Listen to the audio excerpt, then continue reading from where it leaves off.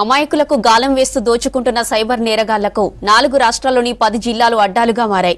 దేశవ్యాప్తంగా నమోదవుతున్న సైబర్ నేరాల్లో 80% పైగా ఆ 10 జిల్లాల్లోనే కేరాఫ్గా చేసుకుని దోచుకుంటున్నారు కేటగాళ్లు.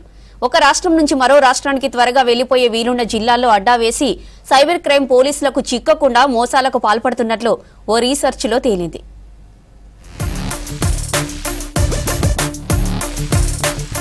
సైబర్ కేటుగాళ్ల ఆట కట్టించేందుకు రాష్ట్ర పోలీసులు ప్రత్యేక చర్యలు తీసుకుంటున్నారు. మన స్టేట్ పోలీసులు మినహా మిగతా రాష్ట్రాల పోలీసులు ఈ సైబర్ దొంగలను పట్టుకోలేకపోతున్నారు. ఎక్కువగా సైబర్ నేరగాళ్లు ఏ రాష్ట్రాల్లో ఏ జిల్లాలో ఉంటున్నారన్న అంశంపై ఫ్యూచర్ క్రైమ్ రీసెర్చ్ ఫౌండేషన్ రిపోర్టులో కీలక విషయాలు వెల్లడయ్యాయి. సైబర్ నేరగాళ్లకు కొత్త అడ్డాలుగా మారుతున్న ప్రాంతాల వివరాలు రీసెర్చ్లో బయటకొచ్చాయి. సైబర్ నేరగాళ్లు ఆ 10 జిల్లాల్లోనే ఎందుకు ఎక్కువగా ఉంటున్నారన్న దాని వెనుక కొన్ని కీలక అంశాలు వెల్లడయ్యాయి. ఈ జిల్లాలు ఆయా రాష్ట్రాల్లోని ప్రధాన టౌన్లకు దగ్గరలో ఉండటం, సైబర్ సెక్యూరిటీ పరంగా అంతగా అభివృద్ధి చెందకపోవడం, ఆర్థిక ఇబ్బందులు ఎదుర్కొనేవారు ఎక్కువగా ఉండటం వంటివి సైబర్ మోసగాళ్ల ముఠాలకు కలిసి వస్తున్నాయని నివేదిక తేల్చింది. ఆ జిల్లాలో సరైన ఉపాధి లేక ఆర్థిక ఇబ్బందుల్లో ఉన్న స్థానికుల సిమ్ కార్డులు, బ్యాంక్ ఖాతాలను వాడుకుంటూ ఈ ఉచ్చులోకి ఈజీగా దింపుతున్నాయని పేర్కొంది. ఈ 10 జిల్లాల్లో చాలా వరకు దేశ రాజధాని ఢిల్లీకి సమీపంలోనివే. స్థానికంగా పోలీసులు ఈ సైబర్ నేరగాళ్లను గుర్తించలేకపోవడం, అవసరమైతే అప్పటికప్పుడు రాష్ట్రాలు మార్చేయడంతో పట్టుబడడం కష్టంగా మారుతోంది.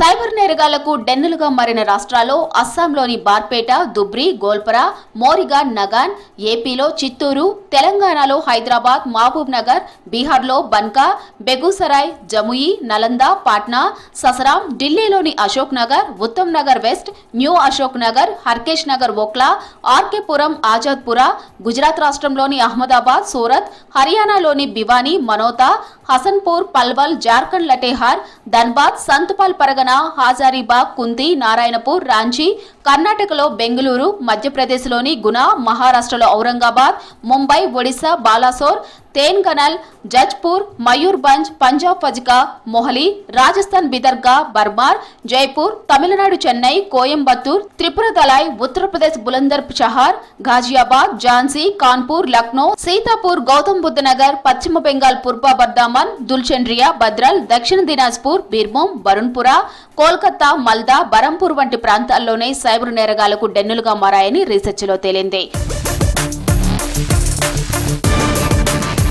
ఒక్కో రాష్ట్రం ఒక్కో సైబర్ నేరంలో ఆరుతేరారు కేటగాళ్లు. Rajasthan sextortion, social engineering వ్యూహాలతో ఫోటోలు, వీడియోలు, వాయిస్ మార్ఫింగ్ చేసి మోసగించడం, ఓఎల్ఎక్స్ లో ఆన్లైన్ మార్కెటింగ్ పేరిట మోసాలు, కస్టమర్ కేర్ ఫ్రాడ్స్ వంటివి ఎక్కువగా కేసులు నమోదవుతున్నాయి. జార్ఖండ్ స్టేట్ చూస్తే ఓటీపీ స్కామ్ లో కొల్లగొట్టడం, మోసపూరిత పద్ధతిలో ఓటీపీలు తీసుకుని మోసాలకు పాల్పడడం, కేవైసీ అప్డేషన్, విద్యుత్ బిల్లుల పేరిట కౌన్ బనేగా కరోడుపతి పేరుతో మోసాలు చేయడంతో వీళ్లు ఎక్స్పర్ట్స్. ఇక్కడ ఢిల్లీలోని సైబర్ నేరగాళ్లు ఆన్లైన్ లోన్ యాప్ల పేరిట వేధింపులు, ఆన్లైన్ గిఫ్ట్ పేరిట మోసాలు, మ్యాట్రిమోనియల్ మోసాలు, విద్యుత్ బిల్లులు, జాబ్, ఇన్వెస్ట్మెంట్ పేరిట మోసాలు చేస్తూ ఉంటారు. ఉత్తరప్రదేశ్ లో ఫేక్ లింకులు, ఫిషింగ్, ఓటీపీ మోసాలు, సోషల్ ఇంజనీరింగ్ స్కాములు, డెబిట్, క్రెడిట్ కార్డుల పేరిట మోసాలు చేస్తున్నట్టు గుర్తించారు అధికారులు. సైబర్ నేరస్తులు రెచ్చిపోవడానికి కారణాలు చూస్తే త్వరగా బెయిల్ దొరకడం, అంతరాష్ట్ర కేసులను అంత త్వరగా పర్యవేక్షణ చేయడం అంత ఈజీ కాదంటున్నారు అధికారులు. సైబర్ నేరగాళ్లు రోజురోజుకు తమ వ్యూహాలను మార్చుకుంటున్నారు. వారి మాటలను నమ్మడంతో తమ జీవితకాలం మొత్తం సంపాదించిన డబ్బును మోసగాళ్ల చేతిలో పడినట్లవుతుంది. దీంతో అధికారులు ప్రజలకు పలు సూచనలు చేస్తున్నారు. ఎవరికైనా అనుమానాస్పద కాల్స్, లింకులు వచ్చిన వెంటనే స్పందించకుండా స్థానిక పోలీసులను సంప్రదించాలని, తక్షణమే సైబర్ క్రైమ్ వింగ్ కు సమాచారం ఇవ్వాలంటున్నారు పోలీసులు.